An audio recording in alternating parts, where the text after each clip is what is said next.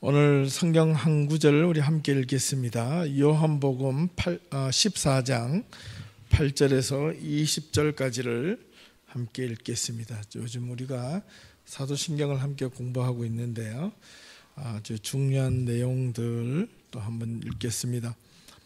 성경에는 곳곳에 우리가 알게 모르게 삼위일체 하나님에 대한 설명을 많이 해놓고 있습니다. 14장 8절에서부터 20절까지를 제가 읽겠습니다. 8절부터 읽고 9절 여러분들 읽겠습니다. 빌립이 이르되 주여 아버지를 우리에게 보여주옵소서. 그리하면 족하겠나이다.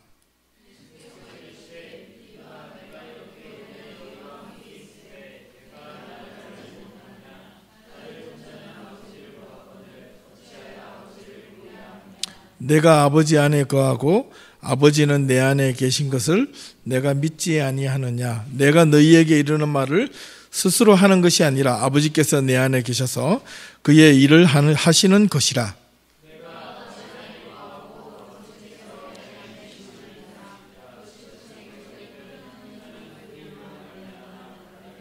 내가 진실로 진실로 너희에게 이르노니 나를 믿는 자는 내가 하는 일을 그도 할 것이요 또한 그보다 큰 일도 하리니 이는 내가 아버지께로 감이라.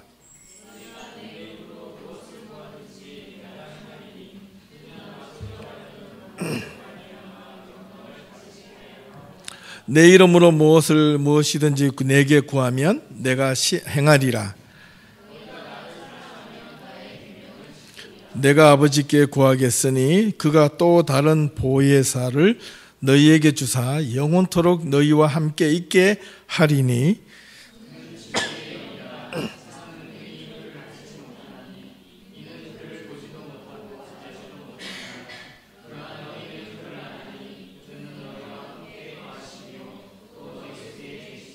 내가 너희를 고아와 같이 버려두지 아니하고 너희에게 오리라.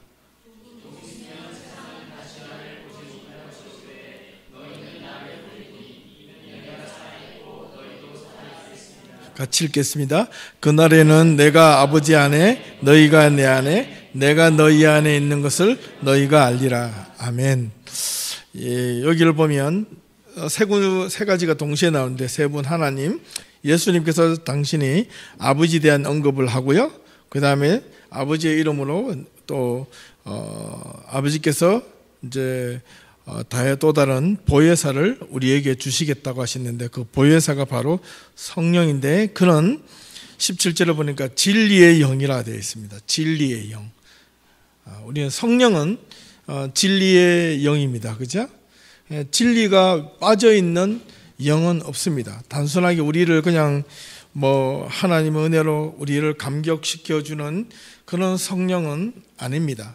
그래서 저와 여러분들이 하나님의 영이라 그러면 1차적으로 우리가 꼭 알아야 될 것이 진리의 영이라는 사실을 우리가 이해할 수 있기를 바랍니다. 제가 몇 번 말씀드렸지만 이스라엘에 제 친구 목사가 있는데 며칠 전에 재미있는 글을 페이스북에 올려서 제가 한번 읽어봐 드리고 싶어요. 잘 한번 보세요. 들어보세요. 어제 이야기 잠깐 더 들었는 것도 있는데 그대로 읽어드릴게요.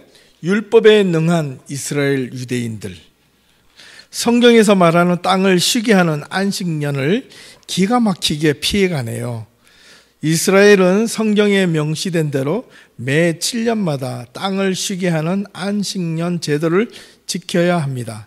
이스라엘은 지금도 율법을 대부분 지키잖아요, 유대인들은. 그래서 구약 성경에 나타나 있는 대로 7년마다 땅을 유대인들이 경작을 하면 안 됩니다. 그래서 7년째는 한 해 동안 쉬어야 돼요. 그런데 유대인들이 이스라엘에서만 팔레스타인과 유대인을 다 합치면 이스라엘에 사는 사람만 약 한 800만 명이 지금 살고 있는데요, 대부분의 땅이 사실은 또 유대인들 땅이죠. 그런데 7년째 땅을 경작을 하지 않고 그냥 이렇게 쉬게 되면 그걸 800만 명을 어떻게 먹여 살려야 되느냐, 이런 문제가 나오는 거예요.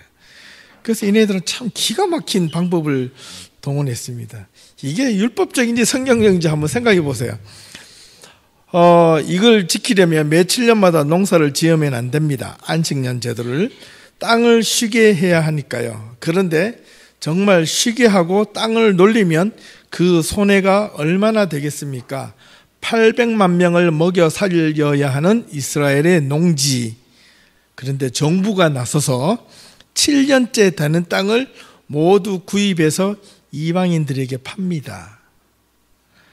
그리고 이방인들의 소유가 된 땅은 성경의 법에 따르면 안 지켜도 되니까요. 물론 상징적인 매매입니다. 그리고 1년 후에 이 땅을 다시 유대인들에게 돌려줍니다. 그리고 쉼 없이 농사를 또 짓습니다. 이걸 하나님이 모를까요? 일어났어요. 일단 율법을 어기는 것은 아니니 하나님도 기가 차겠죠. 이러한 것은 유월절에도 적용됩니다. 유월절에 유대인들에게는 유교병이 먹어서는 안 됩니다. 없어야 합니다. 그 많은 유교병, 즉 말하면 집안에 있는 것을 철저히 닦고 쓸고 청소하면 되지만 수백만 명이 먹고 있는 그 슈퍼마켓에 있는 음식들은 다 어떻게 해야 합니까? 유월절이 오면 어떻게 다 소각을 하겠습니까? 그래서 또 정부가 나섭니다. 재무부 장관은 아랍인을 한 명 섭외를 해서 이스라엘 최고 랍비를 앉혀놓고 계약식을 합니다. 이스라엘 내의 모든 유교병이 든 제품, 지금 누룩이 들어있는 제품을 아랍인에게 다 판단한 계약서를 넘겨주고 대략 2만 세겔 정도를 받습니다. 물론 상징적인 가격입니다. 그렇게 되면 슈퍼든 어디에 있든 모든 유교병이든 제품은 이제 더 이상 유대인의 것이 아니라 아랍인의 것이 됩니다. 그리고 유월절이 끝나면 돈을 되돌려주고 유대인들은 상징적으로 소유권을 되찾고 물건을 다시 먹고 팔기 시작합니다. 이것이 오늘날 이스라엘 유대인들이 율법대로 살아가는 방법입니다. 재미있죠? 끝에 이렇게 났어요. 킥킥킥. 제가 이걸 여러분한테 소개해드린 이유는 저와 여러분들의 신앙이 여러분이 생각하는 방식대로 하나님을 믿고 있지 않느냐라는 거예요. 여러분이 편리한 대로 신앙생활을 혹시나 하고 있지 않는가? 좀 그걸 말씀드리고 싶은 거예요. 우리가 그리스도인이 되었다는 것은 그냥 일반 사람이 아니라 그리스도인이 되었다는 것은 그리스도인답게 살겠다는 것입니다. 그죠? 그리스도인답게 살겠다는 것은 그리스도의 말씀대로 따라 살겠다는 선포이고 결단이고 그것이 입으로만 하는 것이 아니라 몸으로 행동으로 삶으로 그것이 이어져야 한다는 말입니다. 그래야 그리스도인이라고 이야기할 수가 있는 겁니다. 그죠? 여러분들에게 한번 좋은 기회를 생각해 볼 수 있게 바랍니다. 어제 인터넷 전 세계에서 매스컴으로 크게 떠돌았던 토픽 뉴스 중에 한 가지가 있었습니다. 어제 그저께부터. 누군지 아시죠? 팀 쿡, 애플 CEO가 커밍아웃을 했습니다. 늘 언제나 의심반 뭐 했는데 동성애자라고 서스럼없이 밝혔습니다. 팀 쿡이라는 한 사람이 자기가 동성애자라고 밝힌 것이 문제가 아니라 애플 CEO 팀 쿡이라는 사람 때문에 그렇습니다. 애플의 총 경영자인 책임자인 이 한 사람이 자기가 동성애자를 밝히면서 수많은 동성애자들이 환호를 하고 기뻐하고 이제 그들이 보통 사람으로서 소수 성애자로서의 어떤 핍박과 그런 억눌림에 대한 것이 사회적인 영향력이 있는 어떤 하나의 거대한 기업인이 또 세계를 흔들고 있는 기업인이 동성애자라는 것을 커밍아웃을 하는 순간 그에 미치는 파장은 이제 놀라울 정도로 대단할 겁니다. 두고 보십시오. 예. 그래서 미국의 그 몇 개 주 외에는 지금 다 동성애가 합법적으로 결혼을 할 수 있는데요. 지금 미국에 있는 PCUSA, 그 캐나다 우리 장로교는 좀 다른데 PCUSA 교단에 있는 미국 장로교의 지금 그 교단에 있는 교회들이 상당수가 교단을 탈퇴하고 있습니다. 이유는 두 가지입니다. 하나는 그 중에 하나가 바로 동성애 합법적으로 교회에서 결혼식을 해줄 수 있다. 그래서 마치 그것이 하나님의 사랑에 대한 포옹인 것처럼 이제 우리도 포용해야 된다라고 해서 허용하는 순간 많은 교회가 탈퇴를 하기 시작했습니다. 미국도 마찬가지고 캐나다도 마찬가지인데 이 교단을 탈퇴를 하려면 교회에 있는 연필 한 자루까지 모든 재산을 총회에다가 다 반납을 하고 나가야 됩니다. 우리가 헌금을 하고 우리가 모든 것을 교회에다 다 했지만은 모든 재산은 그 총회 산하에 있는 소속으로 들어가기 때문에 그렇습니다. 그래서 미국에 있는 그런 미국의 시카고에 있는 뉴 호프 처치라는 교회가 있었는데 그 교회가 최근에 탈퇴를 했습니다. 탈퇴하는 명목으로 여러 가지 조건을 내었는데 그 중에 하나가 동성애자에 대한 교인들에게 질문을 던져서 압도적인 것으로 탈퇴 찬성 결의를 했습니다.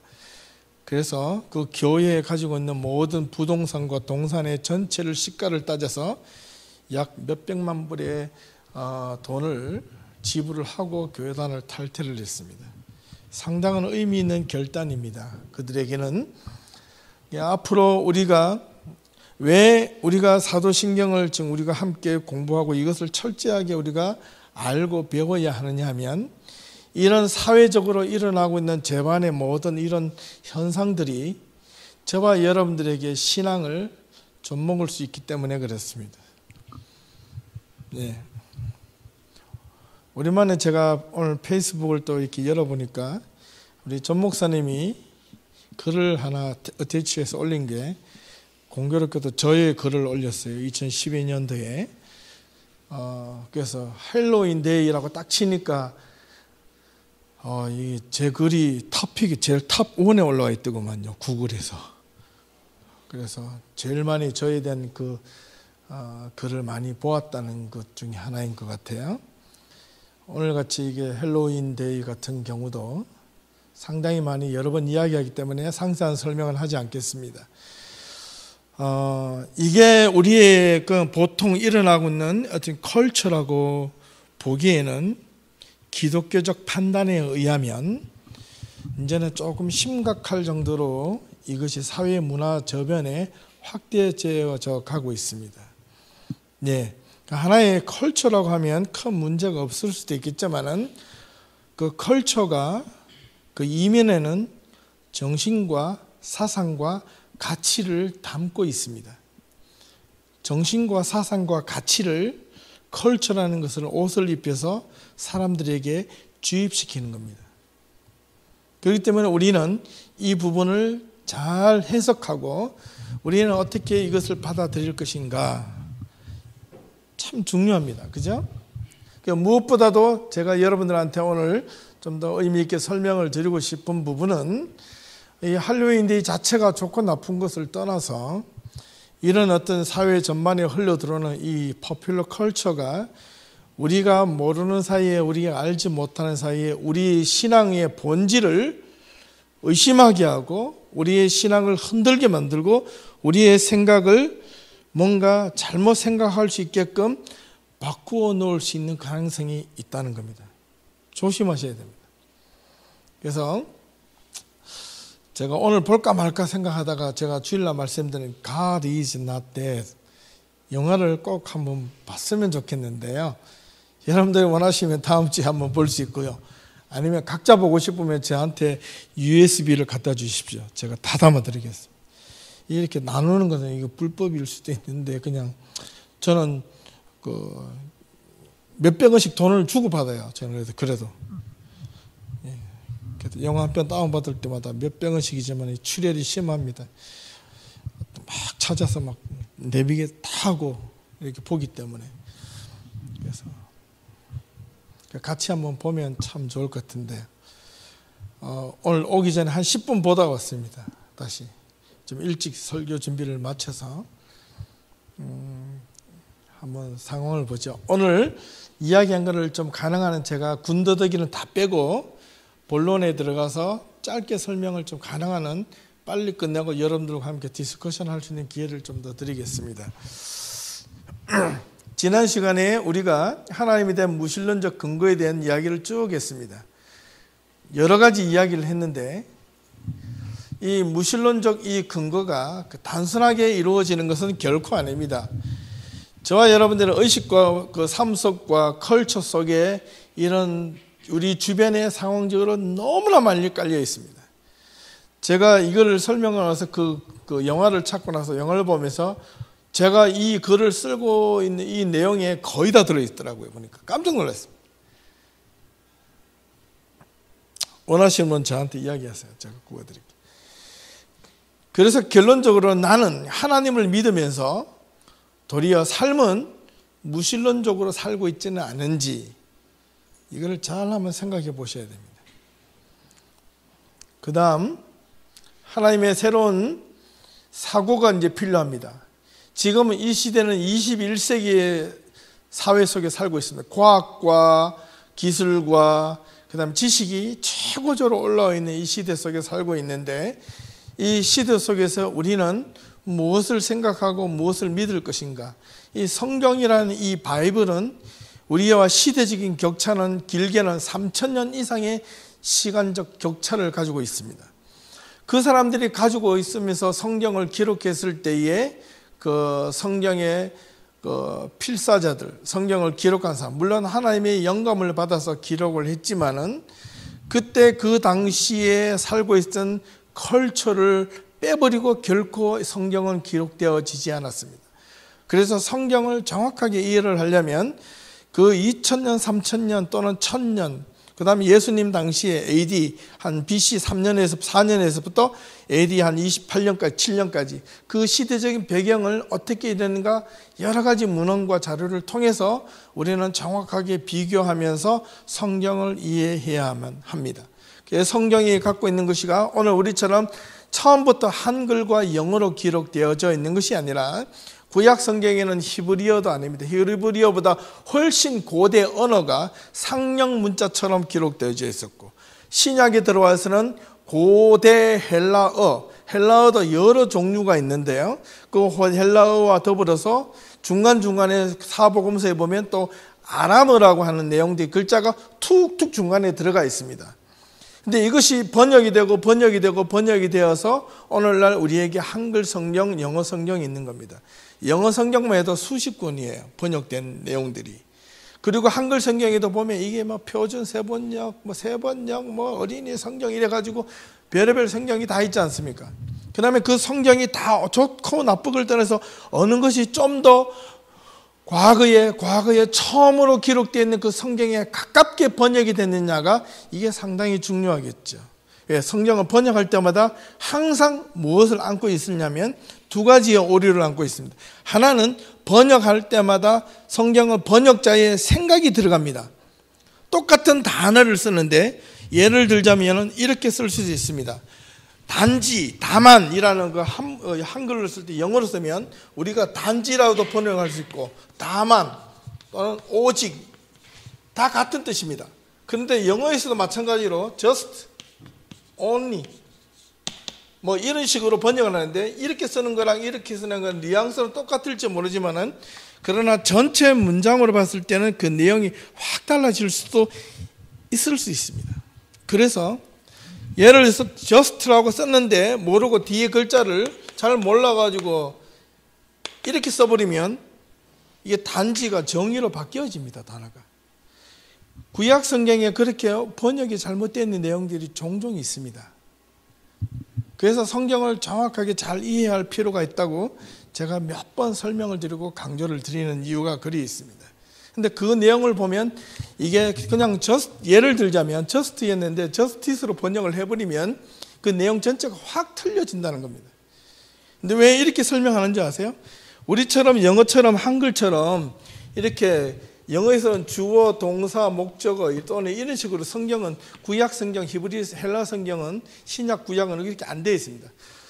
성경은요, 번역을 할 때 어려운 점이 뭐냐면 이게 주어가 여기 있고 동사가 이 밑에 있고 이 내용이 엄청나게 복잡해 있고 이 속에 다시 동사, 주어가 막 엄청나게 있는데 콤마가 수십 개 되어 있다가 주어가 있다가 동사 이 밑에서 확 발견할 때가 상당히 많이 있습니다. 헬라어는요, 그 문장 배열이 전혀 틀립니다. 아무런 관계가 없습니다. 그런데 단어 하나를 읽어보면 끝에 어미와 그 다음에 어순에 따라서 동사를 다 찾아내야 됩니다. 그렇기 때문에 문장이 막 뒤섞여 있습니다. 그런데 옛날 사람들은 그렇게 말해도 다 알아들었다는 거예요. 그리고 더욱이는 히브리어는 옛날에는요, 전부 다 이게 자음밖에 없었습니다. 컨저넌트 자음밖에 없었어요. 히브리어는 예를 들어서 뭐 엘로힘이라면 이렇게만 썼습니다. 이렇게만 썼는데 이걸 읽다 보니까 이게 문제가 생기기 시작해서 마소라 학자라는 사람들이 밑에다가 모음을 붙여준 겁니다. 엘로힘 이래가지고 이걸 모음으로 붙여가지고 이걸 엘로힘이라고 읽게 한 겁니다. 그런데 읽지 않고 이렇게 놔둬버리면 문제가 생깁니다. 예를 들자면요, 성경에 어제도 제가 성경 볼 때 했지만은 성경에는 창녀, 남자 창녀, 여자 창녀 할 때 이 창녀와 성경의 거룩이라는 이 단어가 발음이 놀랍게도 유사합니다. 아시겠어요? 남창이라는 단어가 카되시란 말을 쓰고 거룩이라는 단어가 카도시입니다. 카도시. 그런데 이게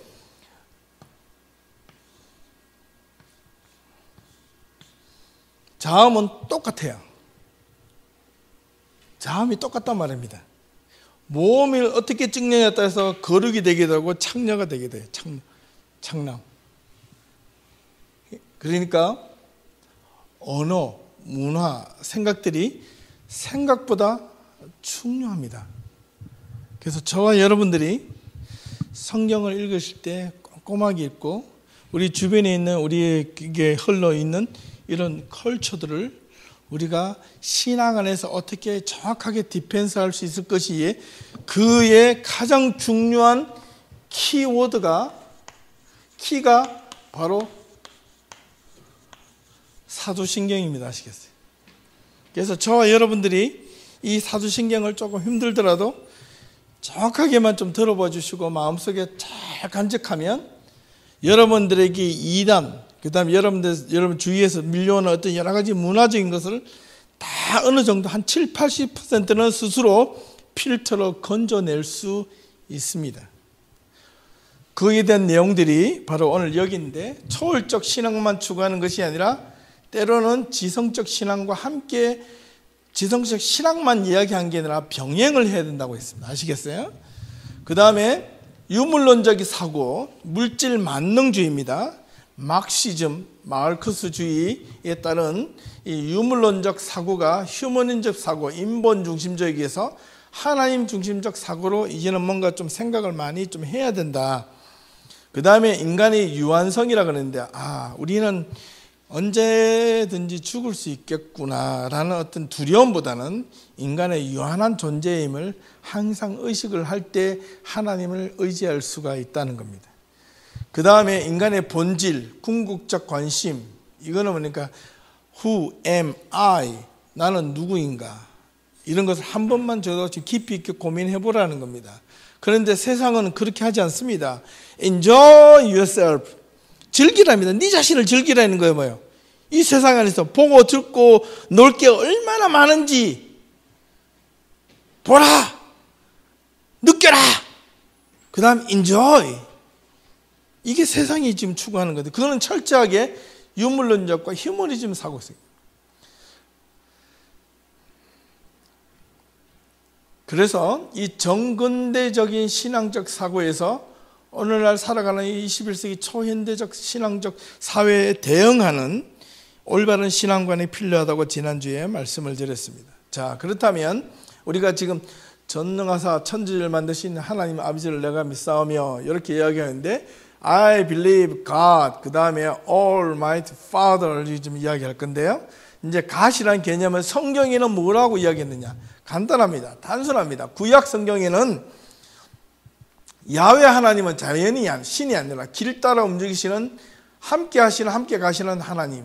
이게 마르틴 부부라는 이게 철학자가 이야기를 했습니다. 나와 너라는 유명한 책을 내놨죠. 그죠? 그 다음에 엘로힘 복수형으로 나타내신 하나님. 우리의 형상을 따라 우리의 모양대로 우리가 사람을 만들고 이렇게 했습니다. 우리라는 것은 복수죠. 그래서 삼위일체 하나님에 대한 설명을 하고 있다는 겁니다. 그 다음에 사람이 타락했을 때 창세기 3장 22절을 보니까 하나님이 에덴 동산에 아담과 하와를 쫓아내실 때 하시는 말씀이죠. 선악을 아는 일 중에 우리 중에 하나같이 되었으니 one of them, one of us 이런 겁니다. 뭔가 하나가 똑같이 되었다는 거예요. 그 다음에 창세기 1장 1절에서 2장 3절까지 아까 말씀드린 이 엘로힘이라는 이 하나님이 엘로힘이라는 단어는 복수의 하나님이라고 제가 말씀을 드렸습니다. 신약에 들어오면 성부는 하나님이시다. 성부 아버지 하나님 하나님이시다라고 요한복음 6장 에베소서 4장 6절에 기록되어져 있습니다. 그 다음에 성자도 예수 그리스도도 하나님이시다. 히브리서 1장 8절 그 외에 많이 있습니다. 오늘 읽었던 본문도 다 그러합니다.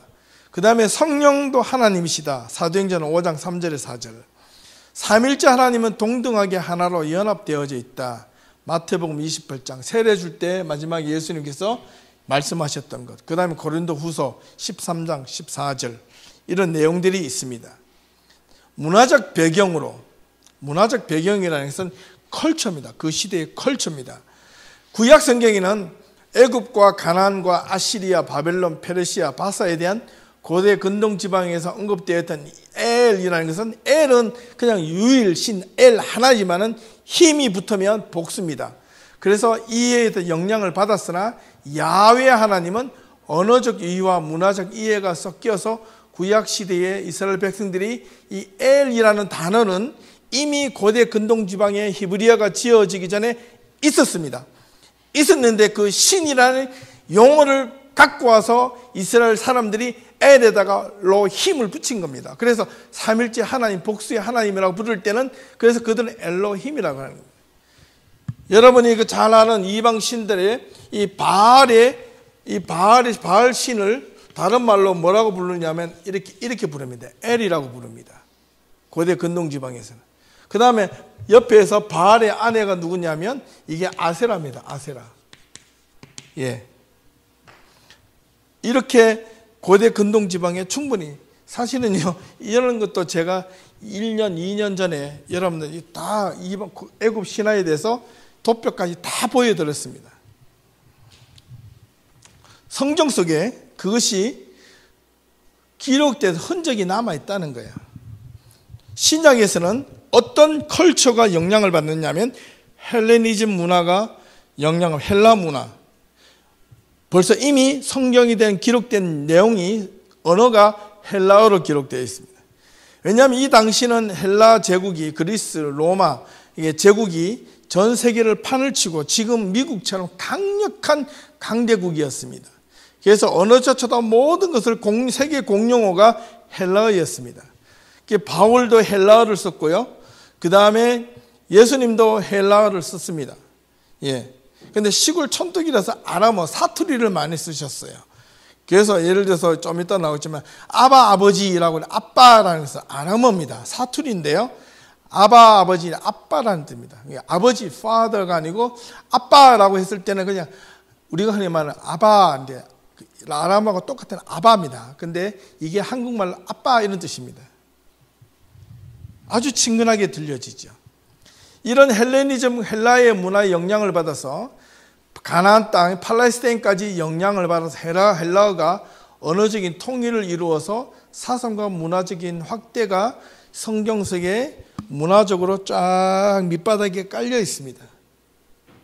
그래서 신약 성경을 읽을 때 헬라, 그리스 문화를 이해를 하셔야 됩니다. 모르면 성경을 반쪽밖에 모르는 겁니다. 예수님도 말씀하실 때 그런 영향을 다 염두에 두고 말씀하셨습니다. 왜냐하면 언어가 헬라어로 적혀졌기 때문에 그렇습니다. 그렇다면 하나님에 대한 이 가엇이라는 개념을 초대교회 지도자들은 어떻게 이해했을까? 초대교회 삼위일체 하나님에 대한 이야기는 엘로힘이라고 그랬습니다. 이건 히브리어 용어인데요. 헬라어는 데오스 해가지고 이렇게 씁니다. 이 헬라어라는 말은 원래 데오라는 동사에서 나왔는데 가다, 달리다, 움직이다, 방해를 받지 않고 마음 놓고 헤집고 다니다, 원래 그런 뜻입니다. 그래서 데오스, 신이라고 하는 자는 어떤 세상의 모든 것에 장애를 받지 않고 마음대로 움직일 수 있는 분, 이렇게 해서 데오스란 말이 형성이 된 겁니다. 이게 헬라의 용어에서 시작된 거예요. 중세 교회 지도자들이 삼위일체 하나님은 이때는 초대교회는 여전히 헬라의 영향을 받았지만은 중세로 들어오면 언어가 바뀌어버립니다. 어떤 언어로 바뀔까요? 어떤 언어로 바뀌어질까요? 라틴어로 바뀝니다. 라틴어. AD 한 500년서부터 라틴 제국이 정해서 모든 세계 공용어가 헬라어에서 라틴어로 바뀌어집니다. 그래서 세계 공용어를 라틴어로 쓰기 시작하면서 교회 지도자들이 성경을 헬라어와 이 히브리어 성경을 라틴어로 바꾼 것이 제롬이 쓴 불가타라는 성경입니다. 지금도 천주교에서는 그것을 원래 텍스트로 쓰고 있습니다. 이 중세 교회 지도자들이 삼위일체 하나님을 어떻게 이해했느냐면 리벨레이터, 이게 계시자로 표현을 많이 했습니다. 하나님이 인간에게 당신의 뜻을 열어주실 때 인간은 인식하고 깨달을 수 있다고 믿었습니다.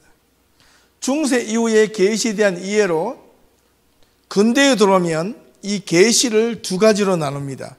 자연 계시와 특별 계시로 나누는데, 이 계시가 자연 계시는 만물입니다. 만물. 그리고 특별 계시는 내가 하나님 앞에 와서 직통 계시를 받아서 나오는 것이 아니고, 특별 계시는 이 지도자들에 의하면 성경밖에 없다는 거예요. 특별하게 묶어서 주신 것이 하나님의 말씀, 이것이 특별 계시다고 이야기해 주신 겁니다. 그러면 성령의 역할은 어디로 가느냐?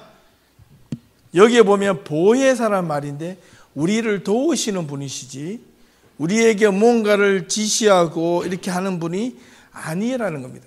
그런데 무엇을 우리를 지시하시냐면 성경이 이미 다 지시를 해놨다. 이 성경을 이해하고 깨닫도록 도와주시는 분이 성령이시다. 이렇게 해석을 하는 겁니다.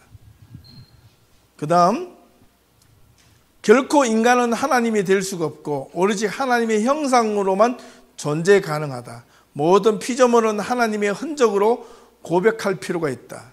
이게 자연도 하나님이 만든 피조물이에요. 여러분들이 기도할 때마다 어떤 어른들이나 보면 가끔 이런 기도를 하는 걸 듣습니다. 세상은 악하고 하나님, 우리는 선한 사람 주시옵소서. 세상이 악한 게 아니에요. 인간의 마음이 부패하고 타락해서 세상을 그렇게 만든 거지. 그죠? 세상은, 자연은 언제나 중립적인 겁니다. 그런데 옛날 고대 사람들은 태풍이 일어나고 폭풍이 일어나면 신이 놓였다고 보는 거예요. 기독교 신앙을 가지 못한 사람은 하늘에 구름만 뜨면 이것은 하늘의 신이 하늘에 노여움을 했다. 하늘 구름신이 노여워했다는 거예요. 그래서 옛날 고대 그 시골에 있는 보면 다 동네마다 보면 뭐가 있습니까? 무슨 이상한 사당 같은 게 다 있는 거예요. 동네를 지켜주는 무슨 신 이런 것들이 다 있는 거예요.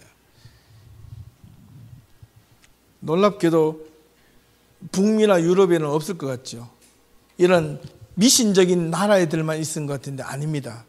유럽에서 19세기 말년까지, 1800년대 끝날까지, 1900년대 초기까지 유럽에서 그런 다양한 미신들이 많이 있습니다. 원래 이 헬로윈 데이는요, 캐톨릭과 이게 연합해가지고 헬로윈 데이가 또 나왔어요. 나중에 제가 써진 글을 잘 읽어보시면, 한 번만 읽어보시면 될 겁니다. 결코 하나님의 초월성과 내재성을, 쉽게 말하면 하나님의 초월성이라는 것은 영원하신 아버지 하나님과 내재하시는, 우리의 삶 속에 끊임없이 간섭하시는 하나님, 그 간섭은 무엇을 통해서 보여주셨다? 성경을 통해서 이미 보여주시고, 또 하나님께서, 당신께서 마음만 먹으시면 언제든지 이 땅을 향하여 역사하실 수 있다라는 고백이 필요하다는 거예요. 하나님은 인간의 상황과 생각을 언제나 초월하여 계신다는 고백이 필요합니다. 하나님 우리 생각에 갇혀있는 분은 아니라는 겁니다. 데오스라는 말이 흐르다, 달리다, 이렇게 막 돌아다니다는 뜻이 있다 그랬잖아요. 그렇다면 우리가 하나님이 여러분들을 머릿속으로 하나님이 이럴 것이다라고 하나님을 가두어 놓는 순간, 하나님은 그 순간 더 이상 여러분의 하나님이 될 수가 없습니다. 하나님을 하나님답게 놓아드리려면 우리가 갖고 있는 생각, 우리가 처한 상황들이 때로는 힘들고 어려운 것이 오더라도 그것 때문에 하나님이 있다 없다라고 판단할 만한 우리의 그런 자격이나 자리에 위치 있지 않다라는 겁니다. 우리가 어렵고 힘들 때 하나님께서 이 어려움을 통하여 우리가 어떻게 극복해 갈 것인가, 어떻게 이 상황을 이겨갈 것인가에 대해서 하나님 앞에 기도하고 묻고 그 뜻을 우리가 깨닫고 우리가 주어진 상황을 열심히 달려나가는 것이 우리의 소명이라는 겁니다. 우리의 사명이라는, 이게 그리스도인이라는 겁니다. 자, 성부 하나님에 관한 고백이 전능하신 하나님이 천지를 창조하셔서 믿는다는 고백이고, 창세기 1장 1절이 있고요, 로마서 1장 20절에도 창세로부터 그의 보이지 아니하는 것들을 만드사, 이런 내용이 쭉 나옵니다. 그래서 성부 하나님께서 창조하실 때에 주관을 하셨다는 겁니다. 그 다음에 성부라는 이 단어의 고백이 전능하사 천지를 만드신 아버지라고 했을 때, 이 아버지라는 이름이 권위가 없는 가장입니다. 그래서 이 신약에 들어오면 예수님께서 성부 아버지를 아빠라고 불렀습니다. 아빠. 마가복음, 갈라디아서, 로마서에 보면 헬라에는 아버지라고 했는데, 이 예수님이 이때 아빠라는 것은 아나몬데요, 이게 사투리입니다. 사투리. 어린애다운 친밀함을 보여주기 위해서 예수님이 하나님 아버지를 보고 아빠 이렇게 불렀다는 거예요. 예, 아버님. 여러분 생각해보세요. 이 꼬맹이가 한 2살짜리 꼬맹이가 아버님 이라는 게 좋겠어요? 아빠 이라는 게 더 친근하겠어요? 그죠? 당연하죠. 아버지의 권위를 초월하는 부성애의 끊임없는 신뢰, 이게 이 아버지란 단어 속에 들어있다는 거예요. 하나님이, 아버지가 우리 인간을 향한 변함없는 사랑, 이건 이미 그 속에 들어있다는 뜻입니다. 그 다음 이 아버지라는 단어는 폭력이 없는 사랑의 권능, 힘, 여기는 전능하신 아버지, 이렇게 연결이 되어 있는다는 뜻입니다. 전능하시지만 한없는 사랑을 보이시는 아빠, 아버지. 전능이라는 뜻이 omnipotence라는 이 라틴어인데요, 이게 형용사로 번역을 만유의 주인, 전능이라는 뜻이 이게 all, 영어에는 almighty 이런 단어를 쓰기는 했지만은 원래는 만유의 주인, 모든 만물의 주인, 이게 아버지라는 뜻입니다. 그 다음에 전능한 아버지를 신뢰할 수 있는 아버지의 품성, 성격이 그 속에 들어있습니다. 그 다음에 하늘과 땅을, 천지, 하늘과 땅을 창조자가 아버지인데요, 모든 세계는 전능하신 아버지 하나님의 사랑 안에 속해 있다. 왜? 이미 사랑이라는 단어를 썼기 때문에. 그리고 하나님의 손 안에 속해 있음을 선포하는 고백. 하늘과 땅의 창조자, 의라는 것이 영어의 of라는 뜻은 소유격이지 않습니까? 누구에게 속해 있는 겁니다. 그 다음에 세상은 그래서 우연이 아니라 하나님의 의도와 뜻에 의해 분명하게 만들어졌다는 사실입니다. 그 다음에 이 니케아 신조에는 여기에 하늘과 땅에다가 하나를 더 붙이는데요. 뭐가 붙이냐면 보이는 것과 보이지 않는 모든 것들 이렇게 썼습니다. 그렇다면 보이는 것은 이 지구 만물, 우주 만물이면 보이지 않는 것들은 무엇이 있을까요? 예를 들면 천사, 그죠? 영적인 것들, 이런 것들 다 포함하는 겁니다, 사실은. 그래서 니케아 신조는 하늘과 땅뿐만 아니라 전 우주 만물과 이 3차원 공간에 넘어 있는 모든 것들, 이런 식으로까지 니케아 신조에는 확대해서 사도신경으로 신조로 포함을 하고 있습니다. 그런데 오늘날 현대 인본주의 사상이 도를 넘어서 물질 만능주의, 기복적인 신앙, 생태학적 위기, 자본주의적 사고에 휩싸여 있는 인류의 천박한 사고 구조에 대한 철저한 고발이 바로 하늘과 땅의 창조자랍니다. 우리가 지금 이 세상에서 살고 있을 때 탐욕과 무력과 욕심을 내는 이유가 뭐냐면 이 땅에서 하늘과 땅 사이에 있는 것들을 취하기 위해서입니다. 그 속에는 권력도 있고요, 물질도 있고요, 재물도 있고, 그 다음에 명예욕도 있고, 이 모든 것들은 하늘과 땅 사이에 있는 모든 것들입니다. 그러나 이거는 사람이 곧 없어질 거라는 것이 바로 하나님의 말씀 속에 들어있는 거예요. 하늘과 땅의 창조자라면 그 모든 것들은 누구에게 속해 있다? 사실은 하나님께 속해 있다. 그런데 하나님을 제외하고 그거를 누가 취하려고 한다? 인간이 취하려고 한다. 그렇다면 그 인간이 물욕, 탐욕이 심하면 심할수록 그것이 교회 안에 밀려 들어오면 밀려 들어올수록 교회는 무엇을 잃어버린다? 하나님을 잃어버리게 된다. 하나님의 이름으로 선포하고 하나님의 이름으로 예배드리지만은 그러나 성경 구약 성경의 예언자들은 그런 자들을 향하여 독사의 자식들아, 철저하게 버림받은 자식들이라고 하나님께서 예언자들을 통하여 그들에게 선포하는 내용들입니다. 그리고 전능하사 천지를 만드신 하나님 아버지를 내가 믿사오며, 이제 끝났습니다. 이제 드디어 그 외아들 우리 주 예수 그리스도를 믿사오니 라는 말이 들어갔는데 5분 안에 끝나겠습니다. 오늘 우리들에게 예수 그리스도는 누구인가? 그렇다면 위에 있는 이 단어만 놓고 봤을 때 예수 그리스도는 저와 여러분들에게 누구인가라는 거예요. 여러분들이 기도하고 소원할 때 예수님의 이름으로 기도한다는 말을 많이 하지만은, 그러나 설령 그 예수가 내 삶에, 내 고난 속에, 내가 즐거움 속에, 내 삶의 핵심 속에 예수가 있는가? 기독교라는 것은, 크리스찬이티라는 것은 크라이스트, 그리스도가 빠져있는 종교는 아무런 의미가 없다. 저와 여러분들이 구원을 얻는 것도, 아버지로부터 구원을 얻는 것도 누구로 말미암아? 예수 그리스도의 십자가에 돌아가심으로 말미암아 그것을 믿느냐? 그러면 우리가 구원을 받는다는 겁니다. 그런데 그리스도가 없는 구원은 기독교에서는 없다라는 겁니다. 그런데 언제부턴가 모르게 이것이 신학적으로, 그 다음에 어떤 사회적인 현상으로 20세기 이후에 이 신죽음 신학, 이런 영향력들이 막 들어오면서 신은 없다라고 한쪽에서 일어나고 무신론주의자와 함께 다른 종교와들과의 대화를 하기 시작하기 순간부터 다른 종교와 대화를 하고 뭔가 평화를 누리려고 하니까 하나님 중심적인 것은 괜찮아.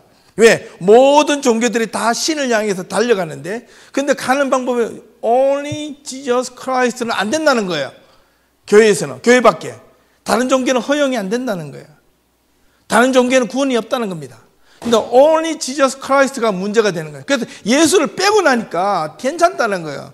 그래서 나오는 것들이 이게 기독론이 아니라 이게 신론 중심으로 가면 된다. 이게 그래서 교회 안에서 여러 급진적인 신학자들은 그렇게 말을 하고 신학적 설명을 계속 해야 됩니다. 심지어는 예수가 이제 인간으로까지 내려옵니다. 그게 오늘의 현상입니다.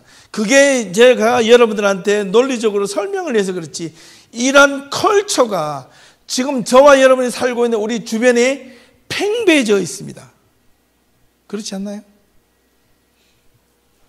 말을 안 할, 그렇게 제가 이런 식으로 말을 안 할 뿐이지 예수는 저와 여러분들 사이에 의미가 없이 돌아다녀요. 단지 우리는 지금 우리의 눈앞에 보이는 이 현실의 삶이 힘들어서 이 문제를 해결해 달라고 하나님 아버지 해결해 주세요라고만 이야기하지, 나의 전체의 실존 영원토록 나를 구원해 주실 예수 그리스도에 대한 복음, 믿음, 구원, 이 자체는 언제 순간부터 모르게 이것이 뒤로 슉 빠져버리고 내 앞에서 당해 있는 현재의 문제에서만 하나님께 매달리기 시작했다는 거예요. 이 구원은 저와 여러분들의 교회 안에서 결코 빠져서는 안 될 중요한 메시지 가운데 하나입니다. 사람들이 근데 언제 구원을 찾는 줄 아세요? 대부분 사람들이 죽기 전에. 그 God is not dead라는 영화 속에도 그 철학과 교수가 무신론자인데, 어머니가 12살 때 암으로 죽으면서 갑자기 기도하는데 하나님이 어머니의 병만 낫게해주시면 내가 열심히 하겠습니다 라고 했는데 그만 죽었어요, 어머니. 그러고 나서 자기는 하나님이 없다라고 돌아선 순간부터 무신론자의 어떤 대표적인 철학과 교수가 돼서 자기 강의에 들어오는 모든 학생들에게 페이퍼를 나눠주면서 첫 번째부터 God is dead, 이것만 쓰기만 하면 적어도 이 학점은 여러분의 다른 학점보다 나쁘지는 않을 것이다, 이렇게 공개적으로 협박 아닌 협박을 합니다. 써내기만 하면 돼요. 그런데 한 크리스찬이 써내지 못합니다, 신앙의 양심으로. 그래서 논쟁이 되는 영화입니다.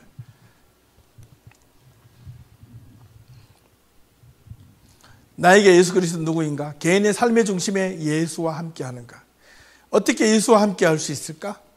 나의 고난과 역경 가운데 예수는 나에게 어떤 의미인가? 십자가가 나에게 무슨 상관이 있는가? 예수 그리스도께서 나의 실존적인 삶의 중심에 깊이 관여하고 있는가? 관여한다면 어떻게? 무엇으로? 이 질문은 내가 왜 그리스도인이 되어야 하는가에 대한 논쟁입니다. 논제. 단지 사람만이 아니라 그리스도인이어야 하는가에 대한 정체성의 아이덴티티의 문제입니다. 유신론과 무신론 사이에서 대결의 중심에는 반드시 예수 그리스도가 있습니다. 기독교 신앙의 핵심은 예수 그리스도입니다. 타 종교와 다른 핵심이 바로 여기에 있습니다. 그렇다면 기독교적이라 하면 무슨 뜻인가? 참되고 선하고 아름답기 위한 인간적인 어떤 무엇을 위한 장치가 아니라 그분을 향한 전적인 성실한 신실한 믿음과 신뢰를 가지고 세상을 하나님의 말씀으로 함께 자신의 삶과 죽음에까지 동참하겠다는 결단이다, 결단. 그렇다면 나는 그리스도인인가? 다시 한 번 더, 그렇다면 예수 그리스도는 나에게 무엇인가? 그 외아들 우리 주 예수 그리스도를 믿사오니 했대. 이 고백이 저와 여러분들 앞에 신앙의 정체성으로 돌아올 수 있기를 바랍니다.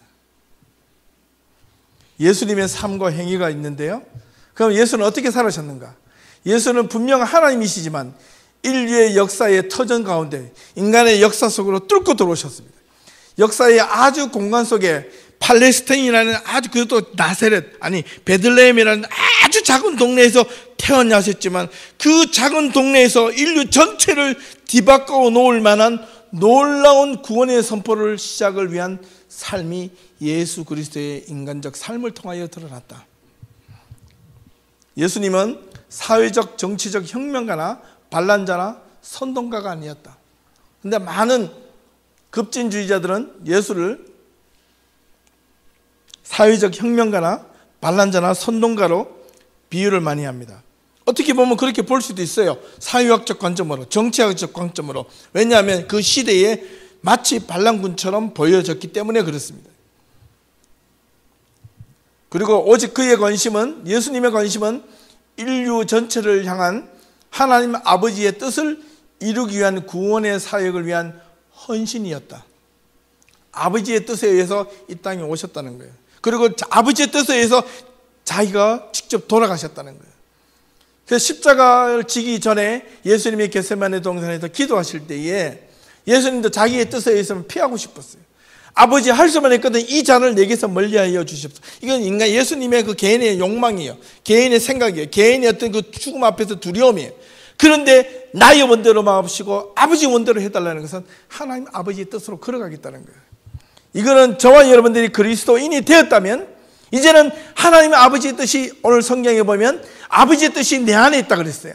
그러면 예수님의 뜻은 뭡니까? 예수님께서 저와 여러분들이 사복음서에 신약 성경서에 이 성경 신구약 66권 속에 들어있는 이 말씀을 따라서 저와 여러분들이 살겠다는 선포가 있어야 된다는 거예요. 그 선포가 있는 자들에게 하나님은 결코 외롭지 않게 놔두신다. 무엇을 더하여 주신다? 성령께서 여러분들에게 여러분들 가는 길을 결코 말씀대로 따라가는 자들에게 결코 외롭지 않게 만들어 줄 것이다. 이게 성경이 선포하는 메시지거든. 그런데 하나님의 말씀을 따라가지 않고 자기 생각대로 하나님을 포장하고 따라가면서 일이 안 될 때 하나님이 왜 이래요? 라고 한다면 그거는 문제가 있다. 분명하게 문제가 있다. 그리스도인이 아니라 나인이다. 나인. 내 중심적으로 사는 사람. 나인. 자인. 예수님의 삶과 행위가 예수님 전체가 생애 전체가 인간 전체 생활을 위한 하나님을 향한 샘플이 되셨다. 그래서 성경을 좀 읽으라는 거예요. 열심히 읽고 모르면 물으라는 거예요. 찾아와서 물어달라는 거예요. 제발 좀 물어달라는 거예요. 한 사람이 두 주인을 섬길 수 없다는 믿음이 돈이나 세상과 재물보다 하나님을 먼저 우선순위로 두라는 겁니다. 돈과 재물이 필요하지만은 그게 예수님은 우선순위가 되어서는 안 된다는 거 이야기하는 거예요. 그런데 헷갈립니다. 내가 정말 삶이 어려워요. 돈이 찌들립니다. 당장 빚을 갚아야 되는데 못 갚습니다. 하나님 도와주세요 하는데 돈이 떨어질까요? 안 떨어질까요? 떨어질 수도 있고 안 떨어질 수 있습니다. 안 떨어질 확률이 99.99%. 혹 지나가다 그것을 듣고 해줄 확률이 0.00001%. 그죠? 정말입니다. 근데 99.9%는 안 떨어지는데 그런데 그것을 속에서 하나님을 믿으라고요? 하나님은 뭐라고 말씀을 하시겠습니까? 믿으라는 거예요.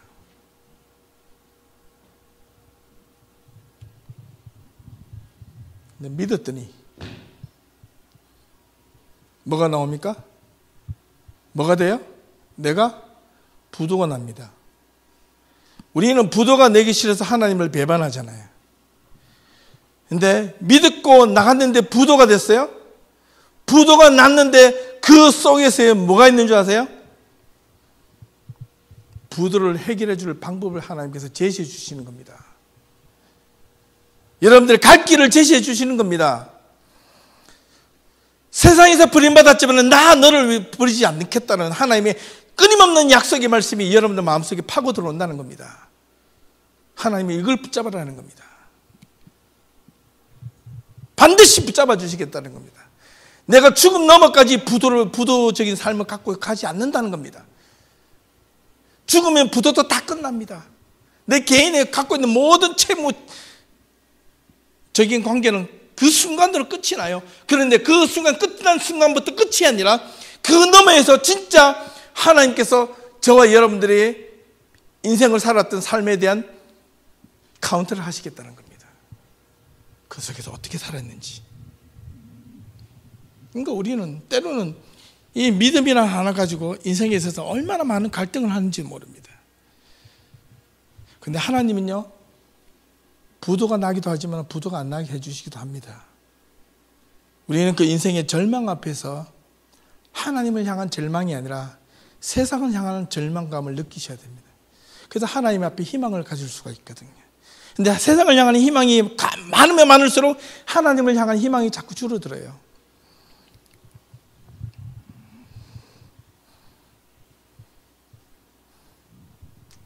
하나님이 아누고서 그 다음에 하나님이 인류를 위한 사랑의 완성이자 모범자, 예수님이 하나님이 되실 수 있는가? 있다. 구원과 직결되는 문제. 하나님이 아니고서 인간을 구원을 이루실 분이 없다. 성자 갖고는 안 된다는 겁니다. 거룩한 사람. 동시에 인간의 모든 삶을 경험하신, 누구보다 인간의 상황을 이해하시는 분이 예수 그리스도시다. 그러므로 인성과 신성을 모두 겸비하신 하나님이 예수 그리스도. 그래서 성경에는 동정녀 마리아에게 나셨다는, 이게 impossible possibility인데, 불가능한 가능성인데 오직 그것이 신이기 때문에 가능할 수 있다는 겁니다. 그런데 초대교회 이후는 어떻게 여러분들이 말씀드린 것처럼 이단들이 어떻게 형량이 이루어졌냐면 예수님을 가지고 제일 많이 혼돈을 시켰습니다. 저와 여러분들 지금 오늘도 제가 몇 번 말씀드린 한국에는 제일 이단과 예수, 재림 예수가 제일 많은데 한번 보세요. 그분들이 정말 이렇게 하고 있는지. 이 아폴로나리우스, 초대교회 때 아폴로나리우스라고 하는 이 사람이 예수님의 신성과 그 다음에 인성, 육체적으로 오신 이 예수님을 육체적 결함만 인정했지 인성을 거부했습니다. 육체적 몸과 신성만 갖고 들어왔다는 겁니다. 그래서 나중에 퇴출을 당합니다. 교회 회의에서. 그 다음에 네스토리안주의. 이거는 신성과 인성이 있는데 이거는 어떻게 했냐면 하나님의 구원 사역과 상관없이 그냥 도덕적으로 살짝 붙었다가 나중에 떨어질 거라는 거예요. 그것도 아니라는 겁니다. 그 다음 세 번째 유티키안이라고 그래가지고 모노피시티즘이라고 해요. 유티키아니즘이라고 하는데 단성론 합체입니다. 이것도 문제인데 어떤 신의 신성과 인성이 합쳐져 가지고 새로운 하나의 또 하나의 피조물로 나왔다는 거예요. 이게 또 예수님이 나오신 그런 형상이라는 거예요. 이렇게 강조해서 유티키하는 사람이 교회에서 정죄를 당해서 교회에서 파면시켜서 교회를 쫓겨납니다. 이런 사상들이 교회 안에 초대교회에 막 일어나가지고 교회를 혼란시켰습니다. 그래서 어떻게 하면 좋겠느냐. 그래서 교회에 올바른 지도자들이 모여가지고 회의하고 결과 이게 칼게톤의 회의에서 452년 결국 회의에서 어떻게 했냐면 예수님과 인성을 확정지었습니다. 그 전에 니케아 회의에 325년과 콘스탄티노플 381년에 두 차례에서 먼저 모여가지고 함께 회의를 거쳐서 아까 있는 건 예수님이 성부 하나님 보이는 것과 보이지 않는 것의 피조물 예수 그리스도에 대한 신성과 인성을 다 고백을 하고 난 다음에 452년 이때는요 성경도 신약 성경으로 정경화시킨 날이 전날입니다. 저 회의에서 신약 성경도 그때 만들어진 거예요. 이단들이 워낙 들썩거리고 성경을 정경이라고 엉뚱한 정경을 가지고 정경이라 하나님의 말씀이라 이것이 자기네들이 하나님의 캐논이다 이렇게 자꾸 선포하니까 이것이 너무 교회를 혼란시킨 거예요. 그래서 교회 대표자들이 모여가지고 결정한 것이 신약 성경.